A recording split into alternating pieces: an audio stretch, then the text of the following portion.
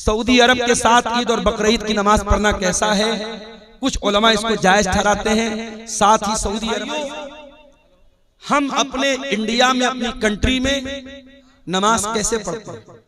क्या सऊदी के हिसाब से पढ़ते हैं? नहीं, हम यहां के हिसाब से नमाज पढ़ते हैं। सऊदी अरब में हमसे 2.5 घंटे का फर्क है। हम ऐशा की नमाज के बाद आराम से बिस्तर पे सोने जाते हैं, टीवी चालू करते पता लगा सऊदी अरब में ऐशा की अज़ान अब शुरू हो रही है। तो टाइम का फर्क है। वैसे ही चांद का भी फर्क है। चांद हमारे मुल्क में कभी और नजर आता है, सऊदी अरब में कभी और नजर आता है।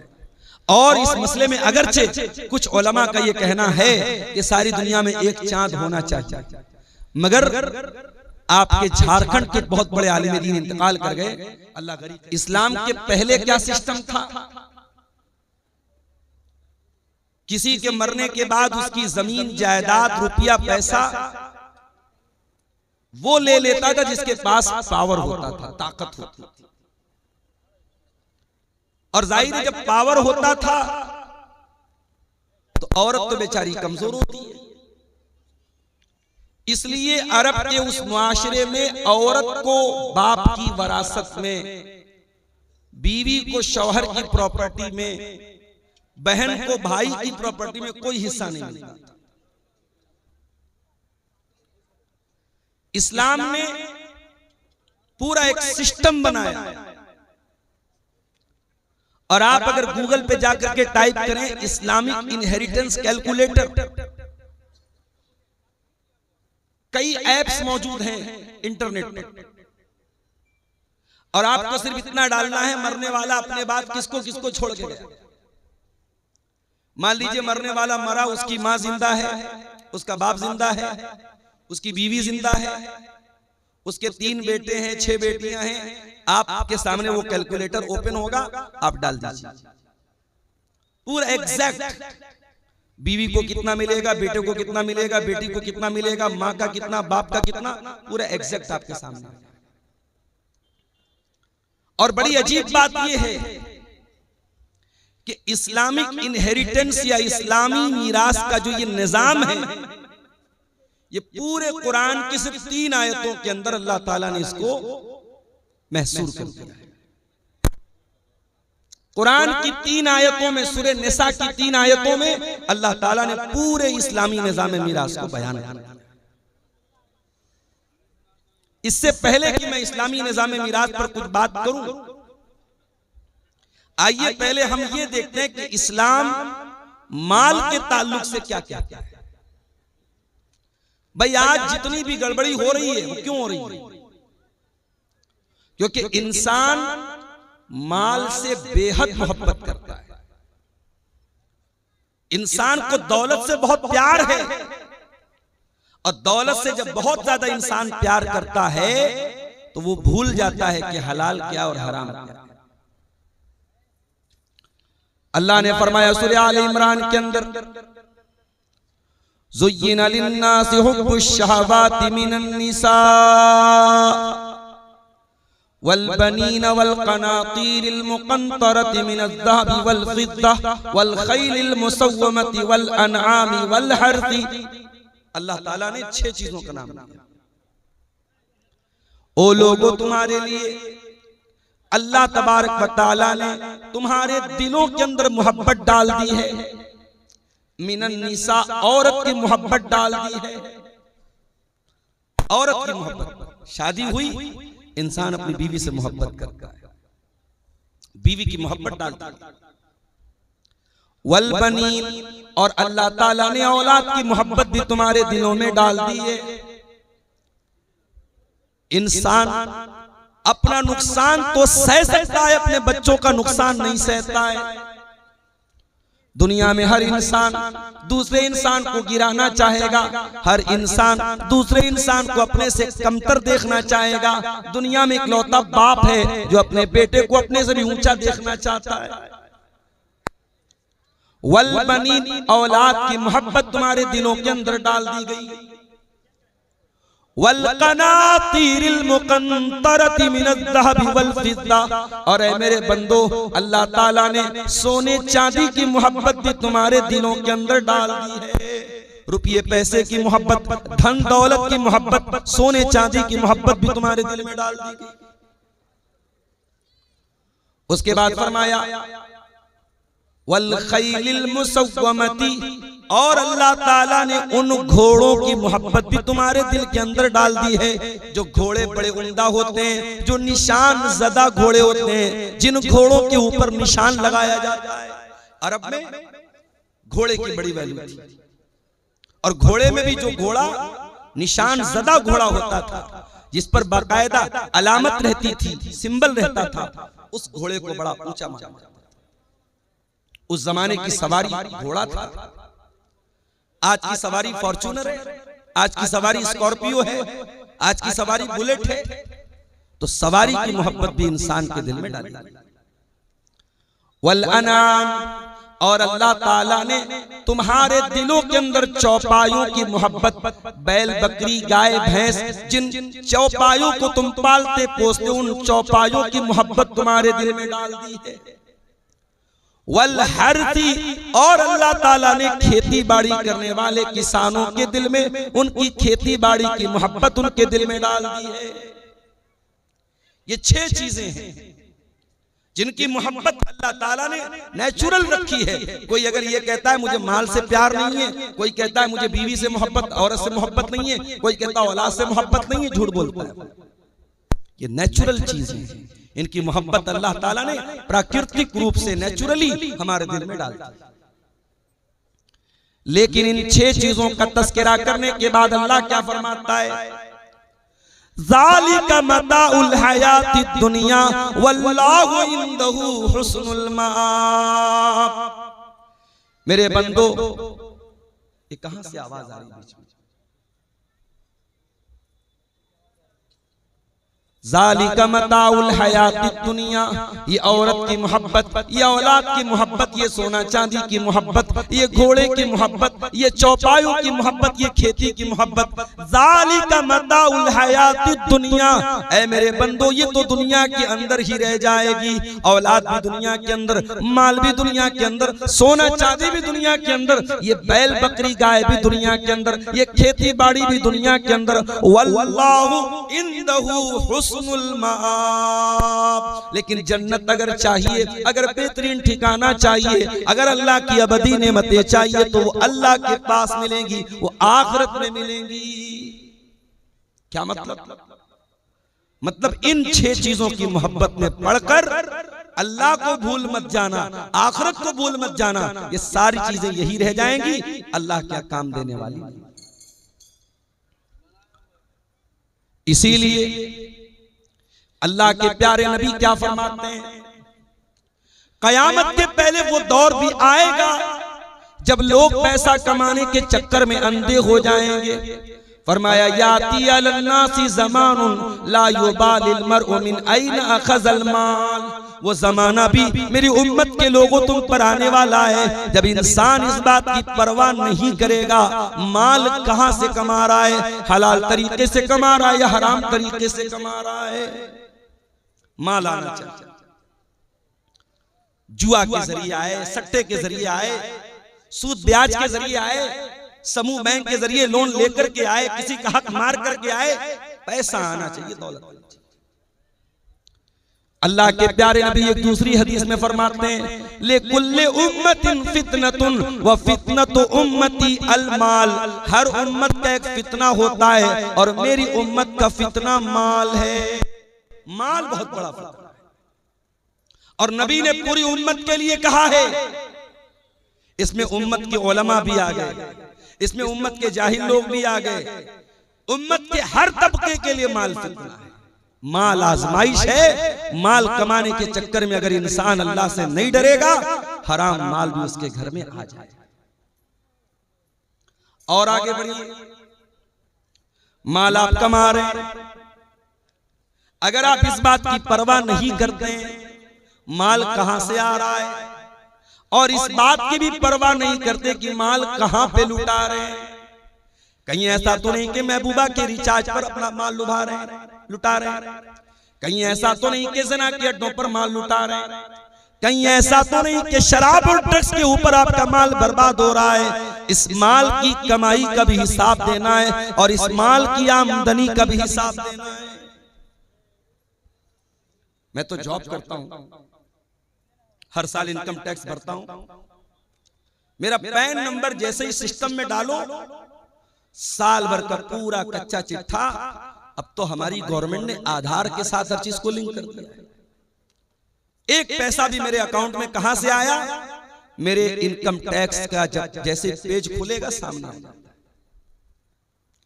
इंसान का बनाया हुआ सिस्टम इतना मजबूत हो गया है, गवर्नमेंट ऑफ इंडिया का बनाया हुआ सिस्टम इतना मजबूत हो गया है। आपके आधार के साथ आपकी जमीन, आपकी जायदाद, आपका खाता, आपके खाते में एक पैसा भी आ रहा है, कहां से आ रहा है, वो सारा रिकॉर्ड मौजूद है।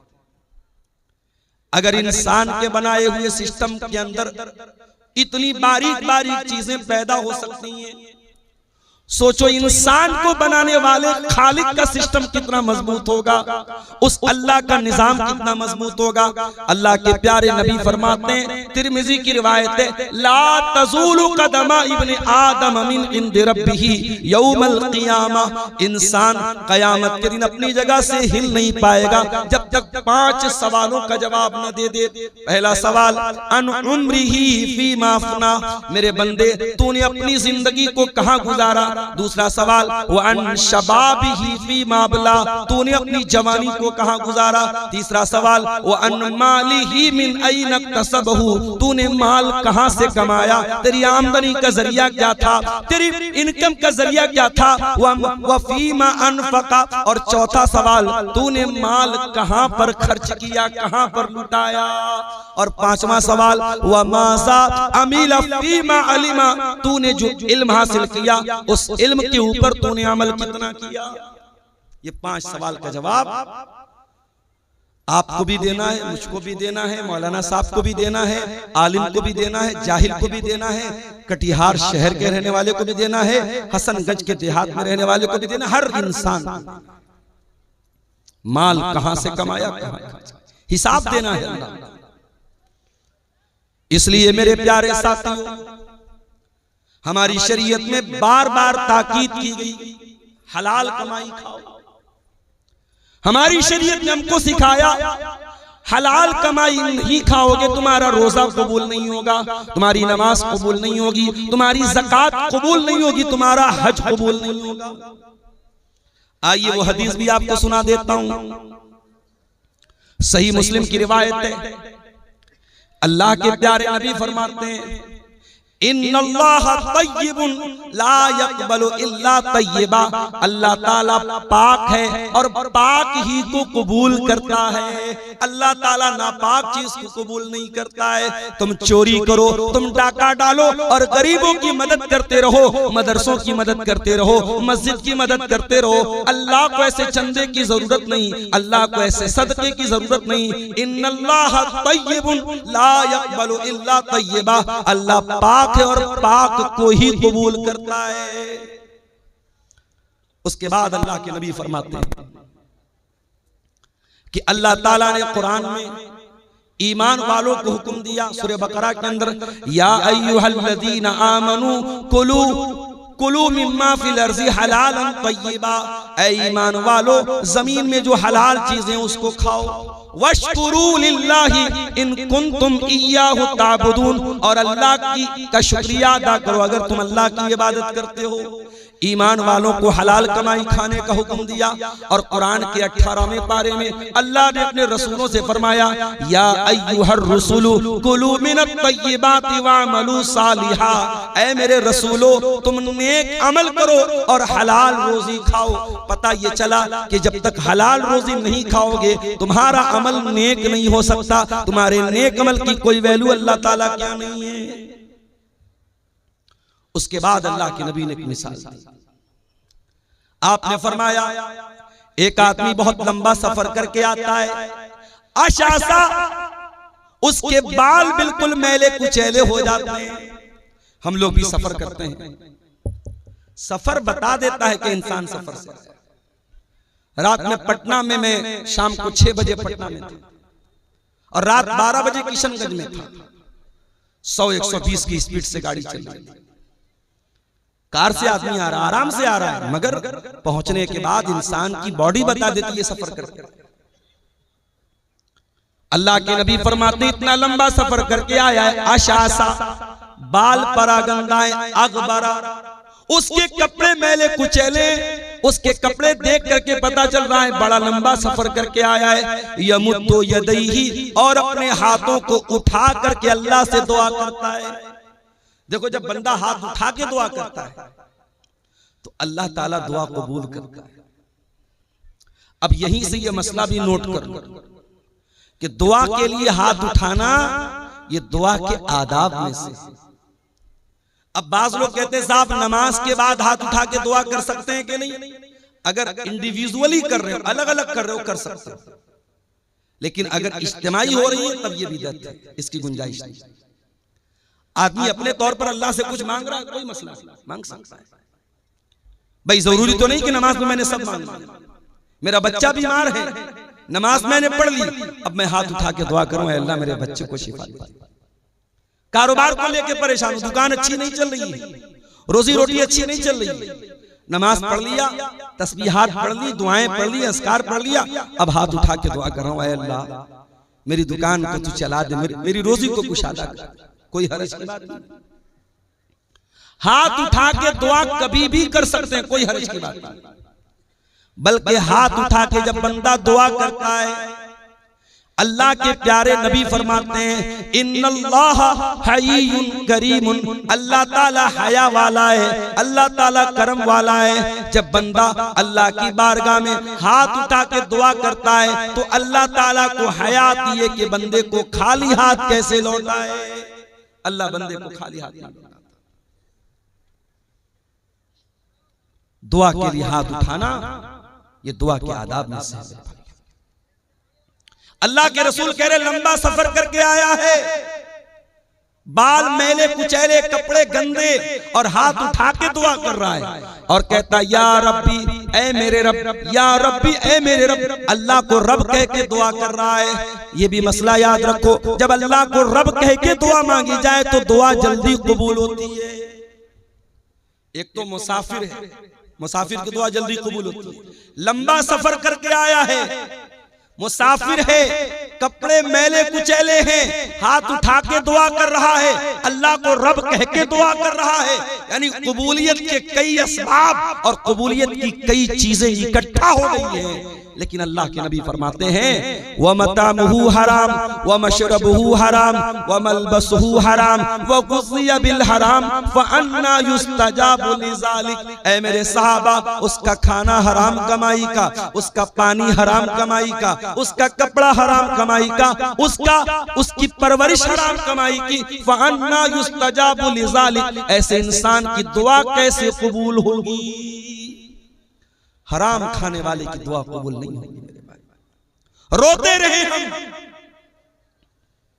आसाम से आए हैं मुनव्वर हुसैन आसामी से, पूछा मैंने वहां के हालात, बयान नहीं कर सकता क्या हालात। जुल्म की बहुत सारी दास्तानें शायद हम तक और आप तक पहुंचती भी नहीं है, जिनको कलम लिख नहीं सकते, जबानें बयान नहीं कर सकती, वो जुल्म आज हो रहा। फलस्तीन के शहर गाजा में क्या हुआ? छोटे छोटे बच्चों के कैसे चिथड़े बने, और यहां इमाम हरम दुआ कर रहे हैं। रमजान में रो रो के दुआएं हो रही हैं, इंडिया के चप्पे चप्पे में दुआएं हो रही हैं। ये दुआएं क्यों कबूल नहीं हुई? क्योंकि हमने ये देखना बंद कर दिया कि हमारी कमाई हलाल है क्या। अल्लाह के नबी के एक सहाबी हैं, नाम नोट कर लो, साद बिन अबी वक्कास। अभी पूछो, इतना बड़ा मजमा है, अब्दुल गफ्फार साहब आपकी हर तकरीर सुनता हूं, आपके साथ सेल्फी लेने का बड़ा शौक है,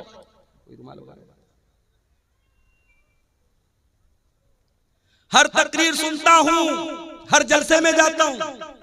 अभी पूछ लूं कि वो 10 सहाबा कौन है जिनका नाम लेकर के अल्लाह के रसूल ने जन्नती कहा है, तो मुट्ठी भर लोग होंगे जो सही बता पाए, जबकि बच्चे बच्चे को पता होना चाहिए।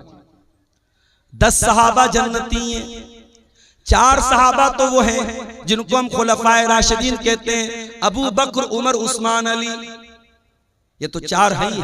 उसके अलावा कौन है?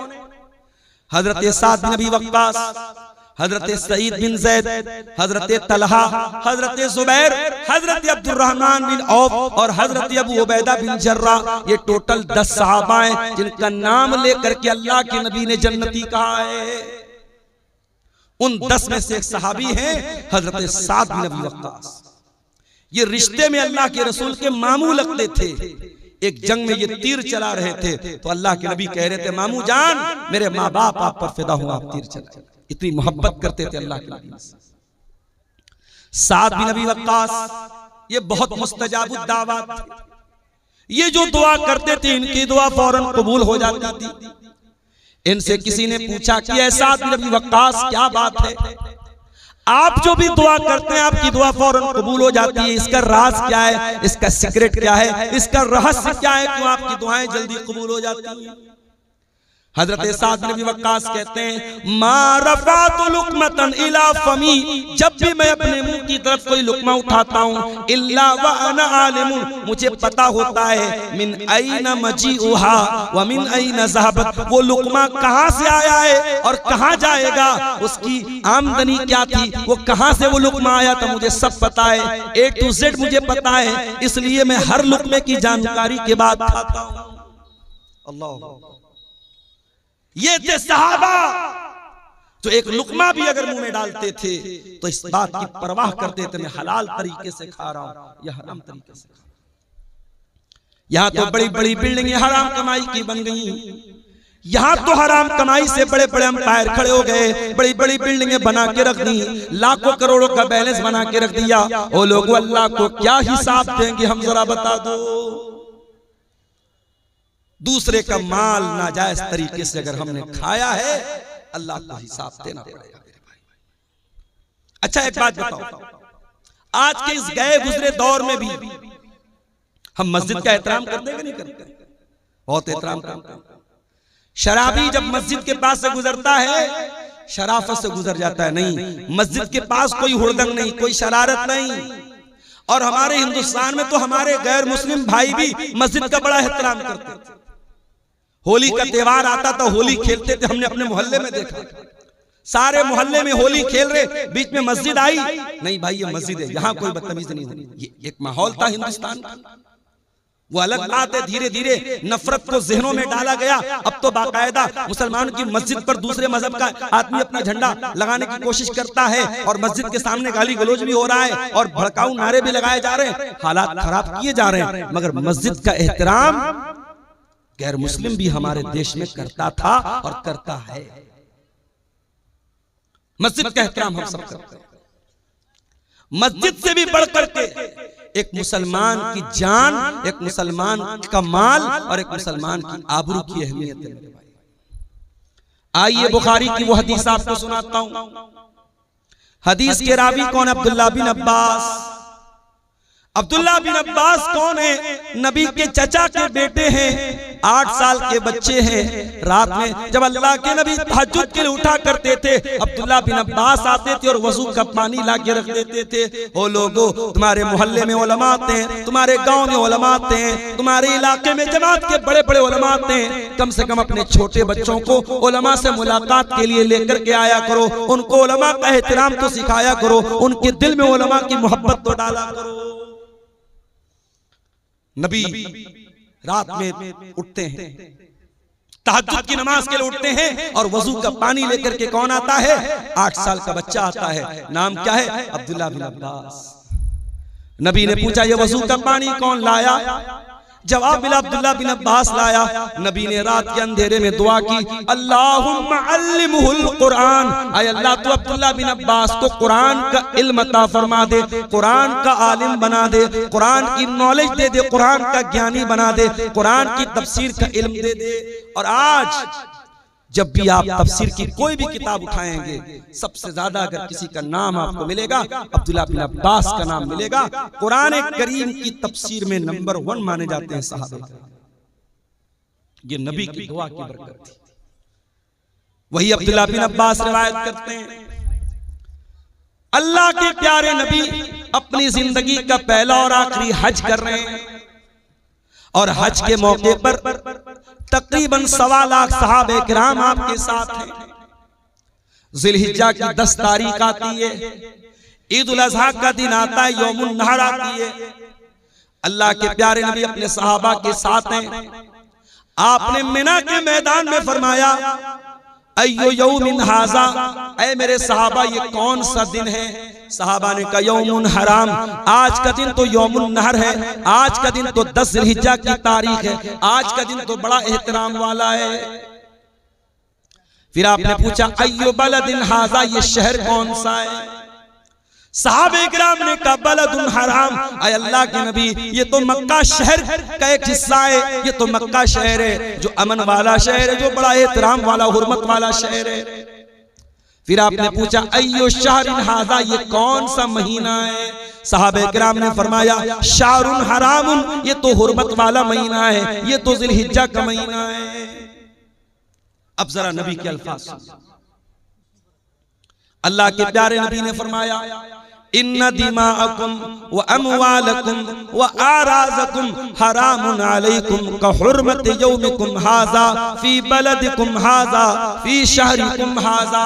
ऐ मुसलमानों, कान खोल करके सुन लो, तुम्हारी जान, तुम्हारा माल और तुम्हारी इज्जत व आबरू एक दूसरे के लिए हराम है। उसी तरीके से जैसे आज का ये दिन हुर्मत वाला है, जैसे ये मक्का शहर हुर्मत वाला है, जैसे ये जिलहिज्जा का महीना हुर्मत वाला है, एक दूसरे की जान और माल का उतना ही एहतराम करो।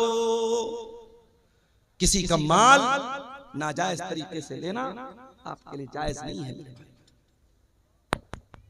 और आगे बढ़िए, कुरान का दूसरा पारा उठाइए। अल्लाह फरमाता है वला ताकुलू अमवालकुम बैनकुम बिल बातिल।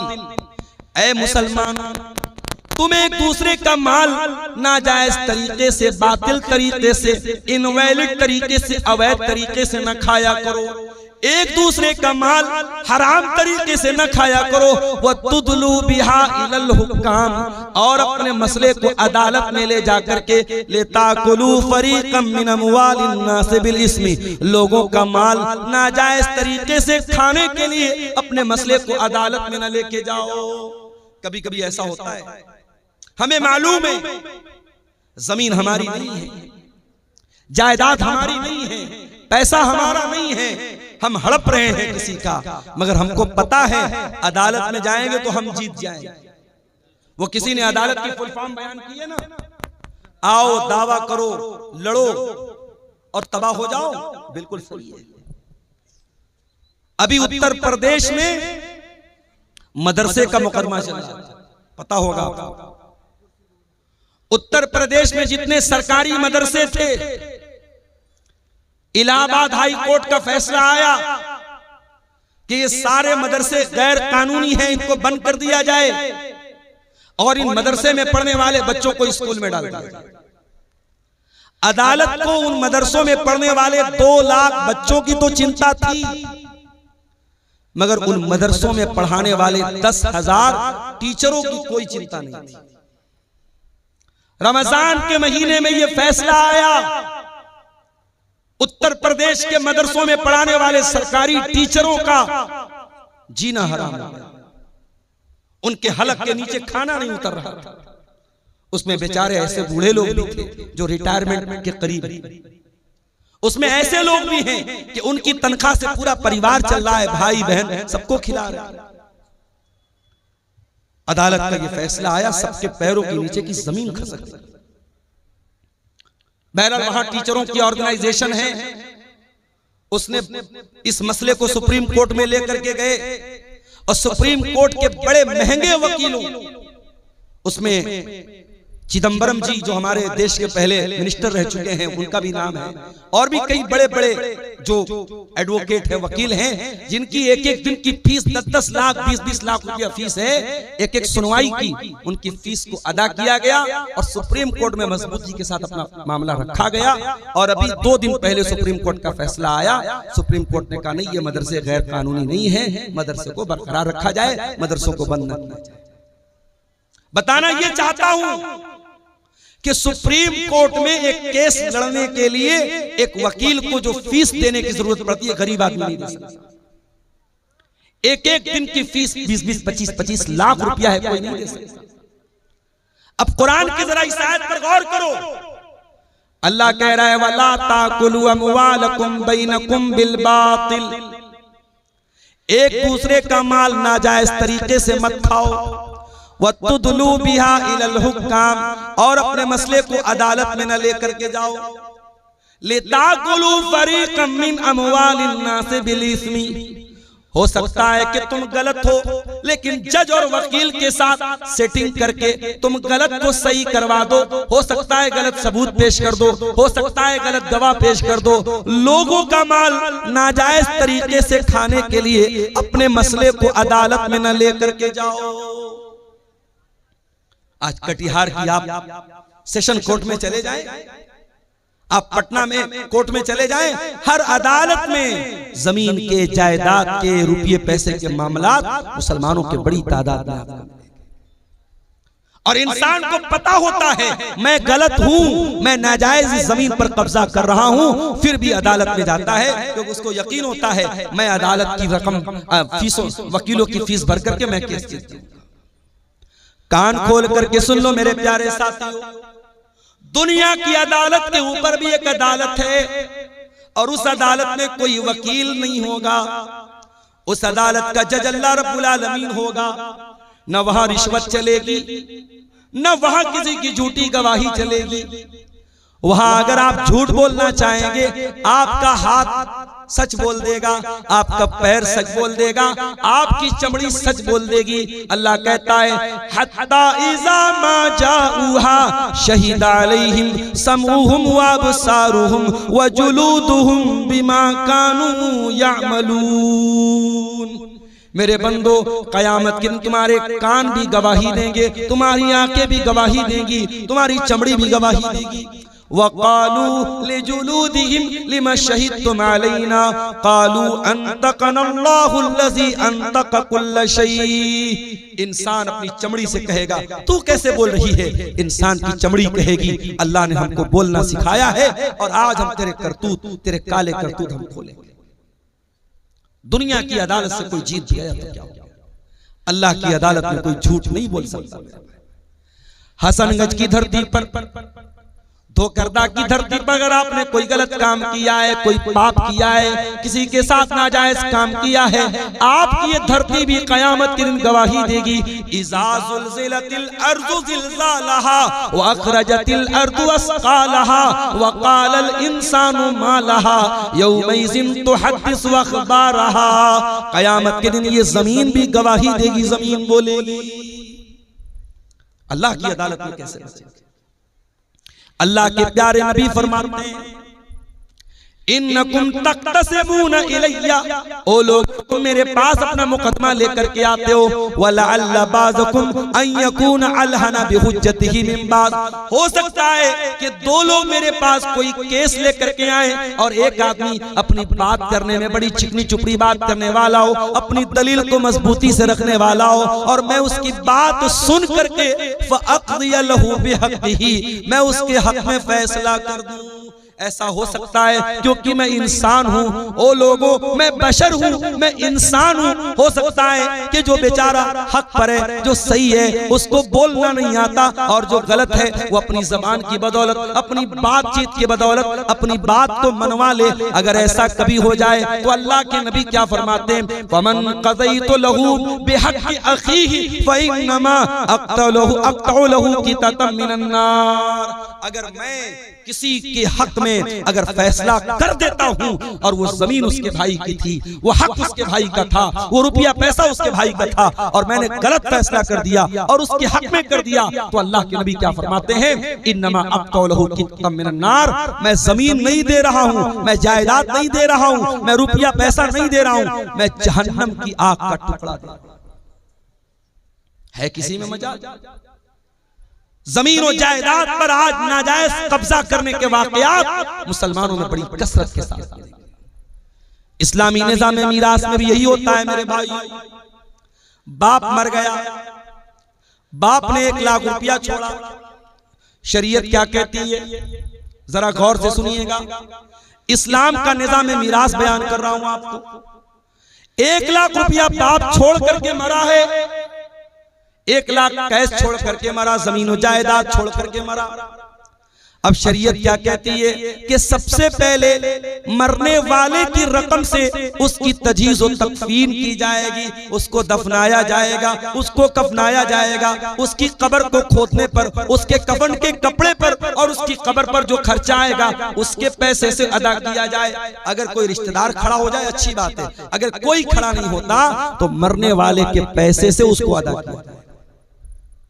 दूसरा काम, कफन दफन हो गया, मुर्दे को दफना भी दिया गया। अब दूसरा काम क्या करना है, अगर मरने वाले के ऊपर कोई कर्जा था, उस कर्जे को उसके पैसे से अदा किया जाएगा, उसके तरके से अदा किया जाएगा। कर्जा भी अदा हो गया। अब तीसरा काम ये देखा जाएगा कि मरने वाले ने किसी को वसीयत तो नहीं की है, और वसीयत किसको बोलते हैं ये समझ लो।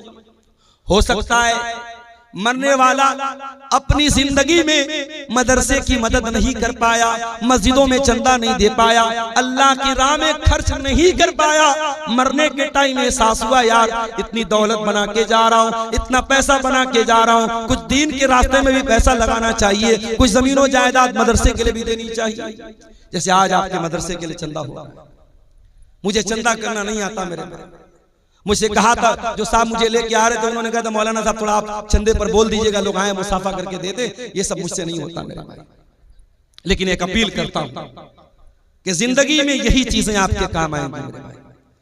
अब्दुल गफ्फार साहब की तकरीर सुनेंगे रात में चले जाएंगे, मौलाना जर्जी साहब की तकरीर सुनेंगे चले जाएंगे, मगर आपने इस मदरसे को जो चंदा दिया होगा वो कहीं ना कहीं आपके नामे अमाल में, आपकी नेकियों के अकाउंट में दर्ज हो जाएगा और कयामत के दिन भी वो आपके काम आएगा।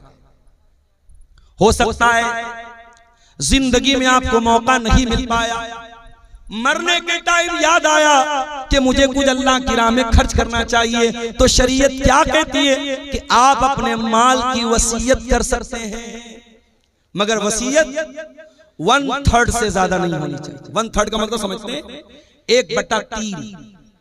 अगर मरने वाला 3 लाख रुपया छोड़ के गया है तो किसी मस्जिद में, किसी मदरसे में, किसी यतीम को, किसी गरीब को या किसी ऐसे रिश्तेदार को जो उसका वारिस नहीं है, वारिस को वसीयत नहीं कर सकता। अपने बेटे को वसीयत करके जाए, बेटे को इतना दे दो, बेटी को इतना दे दो, उसका कोई एतबार नहीं। वारिस को वसीयत, बेटा तो वारिस है, बेटी तो वारिस है, बाप तो वारिस है, वारिस को वसीयत नहीं करेगा। वारिस के अलावा कोई रिश्तेदार है, मान लो किसी बच्चे को आपने गोद ले लिया, किसी बच्चे को आपने पाल लिया, परवरिश कर ली। अब जाहिर है आपने परवरिश तो की है, मगर वो आपका सगा बेटा नहीं है तो आपकी जायदाद का वारिस नहीं।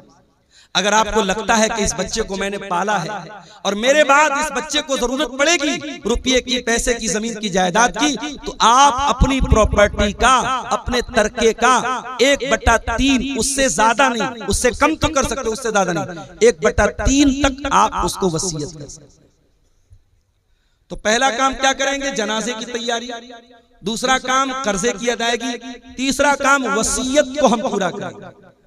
अगर मरने वाला 3 लाख रुपया छोड़ के गया और ये कह करके गया कि मैंने जिस बच्चे को गोद लिया था ये 3 लाख रुपया उसको दे दिया जाए, तो फतवा आप लेने जाएंगे, आप बिहार के किसी आलिम से ले ले, यूपी के किसी आलिम से ले ले, पूरी दुनिया के किसी आलिम से ले ले, तमाम उलमा का फतवा यही मिलेगा कि वसीयत गलत है और उसकी 3 लाख में से सिर्फ 1 लाख रुपया उस बच्चे को दिया जाएगा, 3 लाख पूरा नहीं दिया जाएगा। क्योंकि शरीयत क्या कहती है कि आप जब मर रहे हैं आपके माल में आपके वारिस का हक है, आप अपने वारिस को महरूम नहीं कर सकते। दुनिया की और शरीयतों में, दुनिया के और मज़ाहिब में ऐसा कोई निजाम नहीं है, ऐसा कोई सिस्टम नहीं है। अमेरिका में बहुत बड़े बड़े लोग मर गए और मरने के पहले अपनी सारी जमीन जायदाद अपने कुत्ते के नाम करके चले, अपने कुत्ते के नाम, अपने नौकर के नाम, अपनी गर्लफ्रेंड के नाम, अपनी रखैल के नाम करके जाते हैं। अल्लाह का शुक्र अदा करो, अल्लाह ने हमें और आपको इस्लाम जैसी नेमत से नवाजा है। इस्लाम में आप वसीयत भी अगर करेंगे अपने माल की तो किसी इंसान को करेंगे, किसी जानवर को नहीं कर सकते। या किसी मस्जिद में करेंगे, किसी मदरसे में करेंगे, किसी अच्छे काम में करेंगे, और वो वसीयत 1/3 से ज्यादा नहीं कर सकते। अगर 3 लाख रुपया छोड़ के जा रहे हो तो 1 लाख से ज्यादा नहीं कर सकते। अब ये 3 काम होने के बाद अब चौथा नंबर आया, अब वारिसों को हिस्सा दिया जाएगा। अब जब वारिसों को हिस्सा दिया जाएगा तो कुछ लोगों का हिस्सा तो अल्लाह ने बता दिया, माँ का इतना हिस्सा है, बाप का इतना हिस्सा है, शौहर का इतना हिस्सा है, भाई का इतना हिस्सा है। कुछ लोगों का हिस्सा तो अल्लाह ताला ने बता दिया है, और कुछ लोगों का अल्लाह ताला ने हिस्सा नहीं बताया है। जो वारिसों को देने के बाद जो बचेगा वो उनके दरमियान बांट दिया जाएगा। जैसे बेटे और बेटी का हिस्सा अल्लाह ताला ने तय नहीं किया है। अगर बाप जिंदा है, अगर माँ जिंदा है तो बाप को 1/6 दिया जाएगा, माँ को 1/6 दिया जाएगा, और माँ बाप को देने के बाद, और अगर मरने वाले की बीवी जिंदा है और औलाद मौजूद है तो बीवी को 8वां हिस्सा दिया जाएगा, और औलाद अगर नहीं है तो बीवी को 1/4 दिया जाएगा। बीवी को देने के बाद, माँ बाप को देने के बाद, अब जो बाकी बचेगा वो बेटे और बेटी को दिया जाएगा। अब बेटे को कितना मिलेगा, बेटी को कितना मिलेगा? कुरान कहता है लिज़्ज़करि मिस्लु हज़्ज़िल उन्सयैन, लड़के को लड़की का डबल मिलेगा, लड़के को लड़की का डबल मिलेगा। अब दुनिया में लोग इस पर बड़ा वावैला मचाते हैं, तो इस्लाम में बड़ी नाइंसाफी है, औरत के साथ बड़ा अन्याय हो रहा है। लड़के को डबल मिल रहा है, लड़की को आधा मिल रहा है। पहली बात तो ये है, इस्लाम अल्लाह का दीन है और अल्लाह के दीन में कभी नाइंसाफी नहीं हो सकती। अल्लाह तो अदल वाला है, अल्लाह तो आदिल है, और अल्लाह का हर हुक्म अदल वाला है। अल्लाह को खूब पता है किसको कितना देना है। अल्लाह के कानून में कभी नाइंसाफी नहीं हो सकती। अगर अल्लाह ताला ने लड़का लड़की को बराबर दिया होता, अगर अल्लाह के कानून में बराबर का हुक्म होता तो ये लड़के के साथ नाइंसाफी हो जाती। क्यों? क्योंकि कमा के लाना तो लड़के को है, अपनी बहन को कमा के भाई देगा, अपनी बेटी को कमा करके बाप देगा, अपनी बीवी को कमा करके शौहर देगा। मर्द को तो हर हाल में कमाना है और औरत को कमाना नहीं, औरत को तो खाना है। औरत को कोई खिलाएगा और खिलाने वाला कौन है? मर्द है। इसीलिए अल्लाह ताला ने मर्द की जिम्मेदारियों को सामने रख करके अल्लाह ने यह फैसला किया, लिज़्ज़करि मिस्लु हज़्ज़िल उन्सयैन, लड़की को लड़के को लड़की का डबल मिलेगा। अब मान मरने वाले का एक लड़का है, 2 लड़की है, और मरने वाला 2 लाख रुपया छोड़ के मारे, तो जाहिर है कि 2 लाख में से 1 लाख रुपया लड़कियों को मिल जाएगा और 50-50 हजार रुपया दोनों लड़कियों को मिल जाएगा। तो अगर रेशियो निकालो तो लड़के लड़की को तो बराबर मिल रहा है, और अगर कहीं लड़कियों की तादाद ज्यादा है और लड़का एक है या लड़के की तादाद कम है तो मजमूई एतबार से लड़कियों को ज्यादा मिल जाएगा। तो कुरान कहता है तुम नहीं जानते कि किसको कितना मिलना चाहिए, ये अल्लाह का फैसला और अल्लाह का कानून है, और अल्लाह ने जो तय कर दिया उसी के हिसाब से बांटा जाएगा। तुम नहीं जानते इसलिए कि रिश्ता अल्लाह ने बनाया है। किसी को बाप अल्लाह ने बनाया है, किसी को माँ अल्लाह ने बनाया है, किसी को बेटा अल्लाह ने बनाया। जब रिश्ता अल्लाह ने बनाया है तो उनका हक भी अल्लाह ही तय करेगा, तुम नहीं तय कर सकते। हमारे यहाँ क्या हो रहा है, बाप मर गया, भाइयों ने बैठ करके जमीन जायदाद का बंटवारा कर दिया, बहन को फूटी कौड़ी नहीं मिली, बहन को 1 पैसा नहीं मिला। बहन आई, भाई आपने बाप की जायदाद का बंटवारा किया, मुझे क्यों नहीं दिया? भाइयों ने धमकी दी। मैं शेरशाबादी माहौल नहीं जानता, मैं कटिहार का माहौल, मैं बनारस की बात कर रहा हूं, अपने माहौल की बात कर रहा हूं। भाइयों ने धमकी दी, अगर तू अपना हिस्सा ले लेगी आज के बाद हमसे रिश्ता मत रखना, हमसे कोई ताल्लुक मत रखना। अगर हमने अपने बाप की प्रॉपर्टी में से तुझको हक दे दिया तो आज से रिश्ता खत्म। बहन बेचारी सोचती है भाई से रिश्ता खत्म करना बड़ा महंगा सौदा है, भाई और भतीजे की मोहब्बत भी दिल में होती है। बहन कहती भैया जो है आप रख लीजिए, मुझे कोई जमीन जायदाद नहीं चाहिए। इस तरीके से ब्लैकमेल किया जाता है और प्रेशराइज किया जाता है और दबाव डाला जाता है बहनों के ऊपर, और बहनें मजबूरी में आकर के अपना हिस्सा अपने भाई को लिख लेती। और ये काम कौन कर रहा है? ये पांचों टाइम का नमाजी कर रहा है। चेहरे पर भरपूर शरई दाढ़ी रखने वाला और माथे पर सजदे का निशान सजाने वाला, अपने आप को मुत्तकी कहने वाला, अपने आप को परहेजगार कहने वाला भी ये काम कर रहा है। ओ लोगों, अल्लाह को क्या हिसाब दोगे जब अल्लाह का कानून ये कह रहा है कि आपके वालिद के इंतकाल के बाद आपके बाप की प्रॉपर्टी में आपका हिस्सा है और आपकी बहन का भी हिस्सा है। वो कौन सा कानून है, वो कौन सा इंसाफ है जिसकी वजह से आपने अपनी बहन को उसका हक नहीं दिया? जरा ईमान से बताओ, जरा अपने दिल पर हाथ रख करके बताओ मेरे भाई। और ये भी याद रखिए, इस्लाम का जो निजाम मीरास है ये कोई बाई चॉइस नहीं है कि अमल कर लो तो अच्छी बात है और अगर अमल नहीं करोगे तो कोई हर्ज की बात नहीं है। अल्लाह ने जब मीरास का कानून बयान किया तो क्या फरमाया? तिल्का हुदूदुल्लाह, ऐ मेरे बंदो, ये अल्लाह ताला का बनाया हुआ कानून है। वमन युतिल्लाह व रसूलहु युदखिलहु जन्नातिन तजरी मिन तातिहल अनहारु खालिदीन फीहा अबदा। जो अल्लाह की बात मानेगा, जो रसूल की बात मानेगा, जो अल्लाह के कानून पर चलेगा, अल्लाह उसको जन्नत में डालेगा जहां जन्नत में हमेशा हमेशा रहेगा। वज़ालिकल फौजुल अजीम, और ये बहुत बड़ी कामयाबी है। वमन यासिल्लाह व रसूलहु व यतअद्दा हुदूदहु, और जो अल्लाह की नाफरमानी करेगा, जो रसूल की नाफरमानी करेगा, जो अल्लाह के कानून को तोड़ेगा, जो अल्लाह के निजाम मीरास को नहीं मानेगा, जो अल्लाह के बनाए हुए कानून के मुताबिक अपनी बहन बेटी को हिस्सा नहीं देगा, अल्लाह क्या फरमाता है? युदखिलहु नारन खालिदन फीहा, अल्लाह उसको जहन्नम के अंदर डालेगा और जहन्नम में बहुत लंबे टाइम तक वो रहेगा। वलहु अज़ाबुम मुहीन, और उसको जलील करने वाला अज़ाब दिया जाएगा। जहन्नम की आग, मेरे भाई हम सोच भी नहीं सकते। कोई ये ना सोचे अरे हम तो तौहीद वाले हैं, हम जहन्नम में जाएंगे, कुछ दिन तक जहन्नम में रहेंगे फिर निकल जाएंगे। कोई ये ना सोचे जहन्नम की आग हम एक सेकंड के लिए बर्दाश्त नहीं कर सकते, इसलिए कि जहन्नम की आग तो बड़ी खतरनाक होगी। अल्लाह फरमाता है कुल्लमा नज़िजत जुलूदुहुम बद्दलनाहुम जुलूदन गैरहा लियज़ूक़ुल अज़ाब। जब जहन्नम की आग में तुम्हारी चमड़ी जल जाएगी, हम दूसरी चमड़ी चढ़ा देंगे, हम बार बार जलने की तकलीफ जहन्नमियों को देंगे। अगर जहन्नम के अजाब को सहन कर सकते हो, अगर जहन्नम के अजाब को बर्दाश्त कर सकते हो, तो अपनी बहन और बेटी का हक मार लो, और अगर बर्दाश्त नहीं कर सकते तो जाओ माफी मांगो और अपनी बहन और बेटी को उसका हक दे दो। एक और तरीका चल रहा है हरामखोरी का, और मुसलमानों में ज्यादा पाया जा रहा है। जमीन मेरी है और मेरी जमीन के बगल में उसके मेरे पड़ोसी की जमीन है। मैं धोखे से क्या करता हूं, अपने पड़ोसी की जमीन का 1 फीट हिस्सा अपनी जमीन में शामिल कर ले रहा हूं।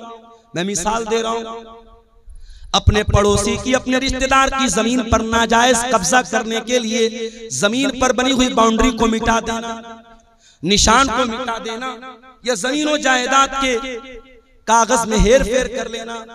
मेरे प्यारे साथियों, अगर ये काम आप करते हैं तो कान खोल करके सुन लीजिए।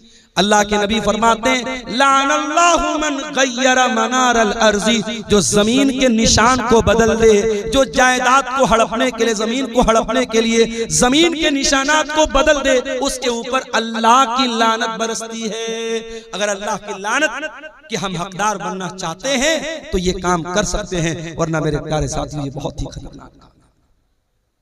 और आगे बढ़िए, अल्लाह के नबी फरमाते हैं इन्न रिजालन यतखव्वज़ून फी मिन मालिल्लाह, कुछ लोग अल्लाह ताला के माल में नाजायज कब्जा करते हैं, दूसरों का माल नाजायज तरीके से खाते हैं। ऐसे लोगों का अंजाम क्या होगा? फरमाया ऐसे लोगों को अल्लाह ताला जहन्नम की आग में फेंक देगा।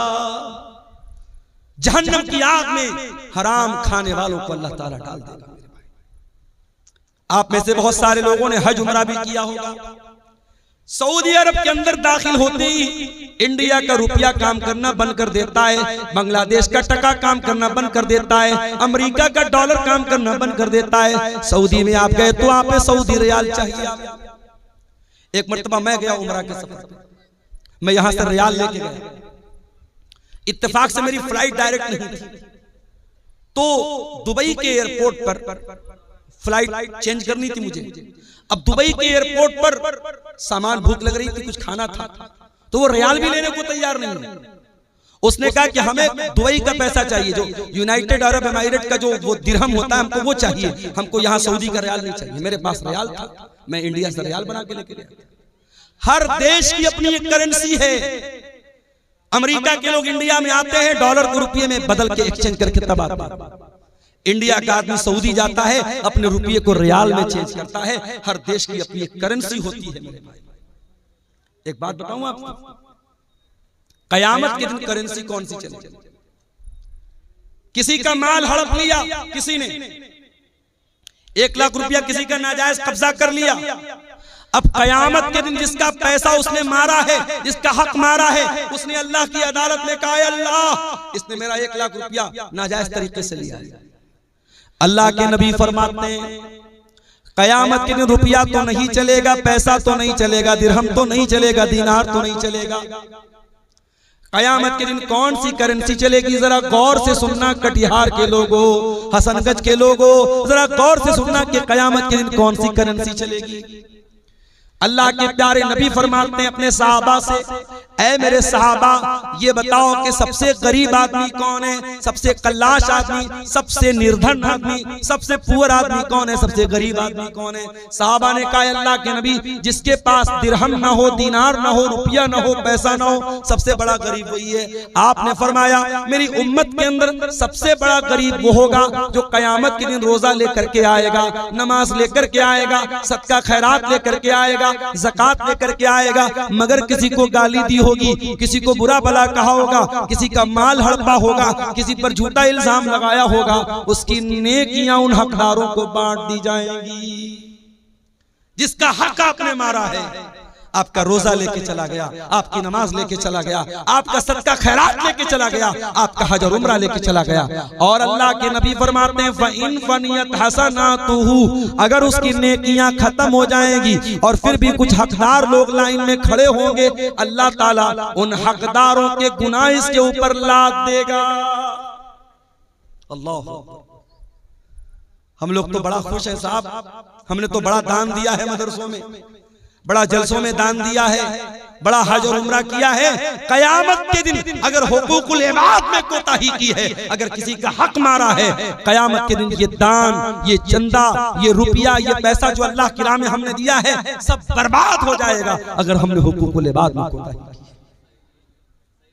मेरे प्यारे साथियों, अल्लाह के प्यारे नबी फरमाते हैं अगर उसकी नेकियां खत्म हो जाएंगी और फिर भी हकदार लाइन में लगे हैं, अल्लाह ताला उन हकदारों के गुनाह इसके ऊपर ला देगा। जो इंसान दुनिया से नमाज लेकर के आया था, रोजा लेकर के आया था, ज़कात लेकर के आया था, हज लेकर के आया था, अब उसके ऊपर गुनाह लादे जा रहे हैं, बिल्कुल गुनाहों से भर जाएगा। सुम्मा तुरिहा फिन्नार, फिर उसको जहन्नम के अंदर फेंक दिया जाएगा। इतना खतरनाक मामला है मेरे भाई। इसलिए वरासत के मामलात में अल्लाह से डरो मेरे भाई। और कभी गौर करो, जिस बहन का हक मार रहे हो, जिस भतीजे का हक मार रहे हो, उसके बाप के मरने के बाद वो यतीम है, और यतीम का माल अगर नाजायज तरीके से कोई खाता है, उसकी बड़ी खतरनाक वईद है। अल्लाह के प्यारे नबी, अल्लाह ताला कुरान में फरमाता है इन्नल्लज़ीना याकुलून अमवालल यतामा ज़ुल्मन इन्नमा याकुलून फी बुतूनिहिम नारा। जो लोग यतीम का माल नाजायज तरीके से खाते हैं, हराम तरीके से खाते हैं, एक तो हलाल तरीका है। अगर किसी यतीम की परवरिश आप कर रहे हैं और आप पैसे वाले नहीं हैं, आप उसकी परवरिश कर रहे हैं और उस परवरिश के बदले में उस यतीम का जो माल है उसमें से अपने हक भर का पैसा आप ले रहे हैं, तो उसकी गुंजाइश मौजूद है। लेकिन अगर नाजायज तरीके से यतीम का माल कोई खा रहा है, इन्नल्लज़ीना याकुलूना अमवालल यतामा ज़ुल्मा, जो यतीम का माल नाजायज तरीके से खा रहा है, इन्नमा याकुलूना फी बुतूनिहिम नारा, वो अपने पेट में जहन्नम की आग भर रहा है, अपने पेट में जहन्नम की आग भर रहा है। यतीम इस लायक नहीं है कि उसके ऊपर जुल्म किया जाए। बड़ा बेरहम है वो इंसान, बड़ा जानवर है वो इंसान जो किसी यतीम के हक को दबाए, जो किसी यतीम को मारे, जो किसी यतीम पर जुल्म करे। अल्लाह के प्यारे नबी तो यहां तक फरमाते हैं, अना वकाफिलुल यतीमी कहातैन, मैं और यतीम की परवरिश करने वाला जन्नत में इस तरीके से रहेंगे। आपने अपनी दोनों उंगलियों से इशारा करके फरमाया जैसे ये दोनों उंगलियां एक दूसरे के साथ मिली हुई हैं। ओ लोगों, यतीम की परवरिश करने वाला जन्नत में मेरे साथ रहेगा। आज इन मदरसों में यतीम बच्चे पढ़ते हैं, इन मदरसों में यतीम बच्चे पढ़ते हैं, और उन यतीम बच्चों पर अगर आप कोई माल खर्च करते हैं उससे डबल फायदा आपको मिलेगा।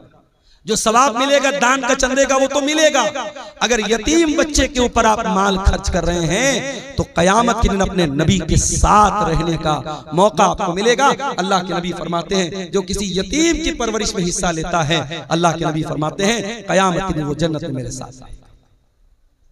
मेरे प्यारे साथियों, किसी यतीम के माल को नाजायज तरीके से खाना जब हराम है, आपकी बहन भी आपके बाप के मरने के बाद यतीम हो गई, आपका भतीजा अपने बाप के मरने के बाद यतीम हो गया, उस भतीजे का, उस बहन का हक मारने के पहले सोच लो कि कल अगर तुम्हारे बच्चे यतीम हो गए तो उनका क्या होगा। उसकी जगह अपने आप को रख के सोचो, तुम्हारा इंतकाल हो जाए और तुम्हारे बच्चों के साथ कोई ना इंसाफी करे, तुम्हारे बच्चों का कोई हक मार ले, तो सोचो तुम्हें कैसा लगेगा। उसकी जगह अपने आप को रख के सोचो और किसी यतीम के माल को हड़पने की कोशिश। मेरे प्यारे साथियों, दुनिया में अगर किसी का हक हमने मारा होगा, कयामत के दिन हमको उसका बदला देना पड़ेगा। अल्लाह के प्यारे नबी फरमाते हैं लतुअद्दुन्नल हुकूक इला अहलिहा, तुम दुनिया में लोगों का हक दे दो वरना कयामत के दिन तुमको देना पड़ेगा। हत्ता युकाद लिशातिल जलहाई मिनशातिल करना, कयामत के दिन अगर सींग वाली बकरी ने बगैर सींग वाली बकरी को मारा है तो उस बकरी से भी किसास लिया जाएगा, उस बकरी से भी बदला लिया जाएगा, जानवरों से भी हिसाब लिया जाएगा। अगर जानवरों से किसास लिया जाएगा तो हम और आप तो इंसान हैं मेरे भाइयों, हमें और आपको हिसाब देना पड़ेगा। इसलिए मेरे प्यारे साथियों, कुरान का 30वां पारा खोलो, अल्लाह फरमाता है वताकुलून तुरास अकलन लम्मा वतुहिब्बूनल माल हुब्बन जम्मा, ओ लोगो तुम वरासत को डकार जाते हो, तुम मीरास को खा जाते हो और तुम माल से बहुत ज्यादा मोहब्बत करते हो। कल्ला इज़ा दुक्कतिल अर्ज़ु दक्कन दक्का वजा रब्बुका वल मलकु सफ़्फ़न सफ़्फ़ा वजीअ यौमइज़िन बिजहन्नम, ओ लोगो जरा उस दिन को याद करो जिस दिन जमीन को टुकड़े टुकड़े कर दिया जाएगा, जमीन को रेजा रेजा कर दिया जाएगा और अल्लाह ताला अपने बंदों का फैसला करने के लिए आएगा और फरिश्ते भी लाइन लगा करके खड़े होंगे और जहन्नम को भी उस दिन लाया जाएगा। यौमइज़िन यतज़क्करुल इंसानु मा सा, और कयामत के दिन इंसान याद करेगा उसने दुनिया में क्या क्या किया। जितने लोगों ने जमीनों को हड़पाए, जायदादों को हड़पाए, लोगों का हक मारा है, कोई एक आदमी बता दो जो मरने के बाद अपनी जमीन को लेकर के गया हो, अपनी जायदाद को लेकर के गया हो, अपने रुपये पैसे को लेकर के गया हो, सब ठाट पड़ा रह जाएगा जब लाद चलेगा बंजारा। सब यही छोड़ के जाना है मेरे प्यारे भाइयों, इसी कब्र की 2 गज जमीन में हमको दफन हो जाना है। दुनिया की चंद रोजा जिंदगी के लिए अपनी आखिरत को दांव पे न लगाओ, अपनी आखिरत को खतरे में न डालो मेरे भाइयों, लोगों का हक दुनिया में दे दिया करो। अल्लाह के प्यारे नबी ने इतनी खतरनाक वईद फरमाई। आपने फरमाया अपने इंतकाल के कुछ पहले आपने फरमाया, अस्सलाता अस्सलाता वमा मलकत ईमानुकुम, ओ लोगों तुम नमाज की पाबंदी करना और अपने गुलामों और अपने लौंडियों के साथ तुम अच्छा सलूक करना, उनके साथ हक तलफी मत करना। इस्लाम वो दीन है कि समाज का वो तबका जो मजदूरों का तबका है, जो गुलामों का तबका है, जो लौंडियों का तबका है, जिसको दुनिया में हकीर माना जाता है, अल्लाह के प्यारे नबी अपने इंतकाल के पहले दुनिया को वसीयत करके जा रहे हैं, उस गुलाम और लौंडी का भी हक आपको नहीं माना। हजरत अबू ज़र गिफारी ने अपने गुलाम को बुरा भला कह दिया, उसकी माँ का नाम लेके कुछ आर दिला दी, कुछ बुरा भला कह दिया। अल्लाह के प्यारे नबी को बहुत गुस्सा आया। आपने फरमाया, ऐ अबू ज़र, आज तुमने इतना खतरनाक काम किया है कि ये तो दौरे जाहिलियत का काम है, ये तो वो इंसान ये काम करेगा जिसके अंदर दौरे जाहिलियत का कोई हिस्सा रह गया हो। आपने कहा कि ये नौकर चाकर, ये काम करने वाले, ये भी तुम्हारे भाई हैं, जो खाओ उनको खिलाओ, जो पहनो उनको पहनाओ। इस्लाम तो वो मजहब है जो गुलामों का, नौकरों का भी हक हमें बताता है। दुनिया में लोग मजदूर दिवस मनाते हैं, बड़ी बड़ी तंजीमें बनी हैं, एसोसिएशन बनी है मजदूरों के हुकूक के लिए। 1400 साल पहले मोहम्मद अकरम सल्लल्लाहु अलैहि वसल्लम ने मजदूरों के हक की लड़ाई लड़ी है, मजदूरों को उनका हक दिया है आपने। अल्लाह के प्यारे नबी फरमाते हैं, आतुल अजीर हक़्क़हु क़ब्ल अन यजिफ़ अरक़हु, मजदूर का पसीना सूखने के पहले उसकी मजदूरी दे दो। मेरे प्यारे साथियों, इस्लाम तो वो प्यारा दीन है जो हर हकदार को उसका हक टाइम पर देने की तालीम देता है। इसलिए अगर किसी के बाप का इंतकाल हो चुका है तो देर न करे, अपने भाइयों को इकट्ठा करे, बहनों को इकट्ठा करे, मुफ्ती साहब को बुला ले। बाप जो जमीन छोड़ के गए, जो जायदाद छोड़ के गए, जो सोना चांदी छोड़ के गए, जो खेत खलियान छोड़ के गए, सबका कैलकुलेशन करके हिसाब कर ले और जिसका जो हक है वो उसको दे दे। मेरे भाई, दुनिया में चंद दिनों की परेशानी सह लो, ये इससे बेहतर है कि हमें आखिरत में अल्लाह के अजाब को सहना पड़े। और ये भी याद रखो, अगर हराम की जमीन में, हराम की जायदाद में अपने बच्चों को रख के पाल रहे हो, अपने बच्चों को भी जहन्नम की आग का हकदार बना रहे। हम ये समझ रहे हैं साहब हम हराम का पैसा कमा रहे हैं, हमारे घर में पैसा आ रहा है, हमारे बच्चे चैन की जिंदगी गुजार रहे हैं, हमारी फैमिली चैन की जिंदगी गुजार। गलत है ये। अगर पैसा हराम का आ रहा है और आपके बच्चे ऐश कर रहे हैं, आपकी बीवी ऐश कर रही है, वो हराम की कमाई आपके घर की बरकत को खत्म कर रही है। अल्लाह के प्यारे नबी फरमाते हैं, जो जिस्म हराम कमाई से परवरिश पाता है, फन्नारु औला बिही, वो जिस्म जहन्नम की आग में चलेगा। क्या हम चाहेंगे हमारे बच्चे जहन्नम की आग में जलें? हम कभी नहीं चाहेंगे। ये चंद सवालात आए हैं, देख लेते हैं इसको। और आखिर में बार बार पीछे से डिमांड आ रही है, आप लोग बड़ी तादाद में मौजूद हैं और आपको बताने की जरूरत नहीं जलसे का मकसद क्या है। और मेरे भाइयों ने मुझे बताया इदारा काफी कर्जे में चल रहा है, उसकी जो बिल्डिंग वगैरह बनी है उस पर काफी कर्जा है।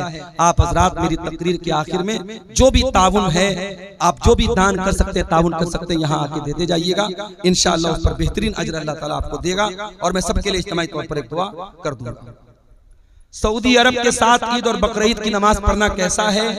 कुछ उलमा इसको जायज ठहराते हैं, साथ ही सऊदी अरब के साथ जज़ाकल्लाह खैर। देखिए किसी भाई ने ताउन पेश किया है, अल्लाह इनके ताउन को कबूल करे। मेरे भाइयों, हम अपने इंडिया में, अपनी कंट्री में नमाज कैसे पढ़ते हैं? क्या सऊदी के हिसाब से पढ़ते हैं? नहीं, हम यहाँ के हिसाब से नमाज पढ़ते हैं। सऊदी अरब में हमसे 2.5 घंटे का फर्क है। हम ऐशा की नमाज के बाद आराम से बिस्तर पे सोने जाते हैं, टीवी चालू करते पता लगा सऊदी अरब में ऐशा की अज़ान अब शुरू हो रही है। तो टाइम का फर्क है। वैसे ही चांद का भी फर्क है। चांद हमारे मुल्क में कभी और नजर आता है, सऊदी अरब में कभी और नजर आता है। और इस मसले में अगरचे कुछ उलमा का ये कहना है कि सारी दुनिया में एक चांद होना चाहिए, मगर आपके झारखंड के बहुत बड़े आलिम दीन इंतकाल कर गए, अल्लाह गरीब करे।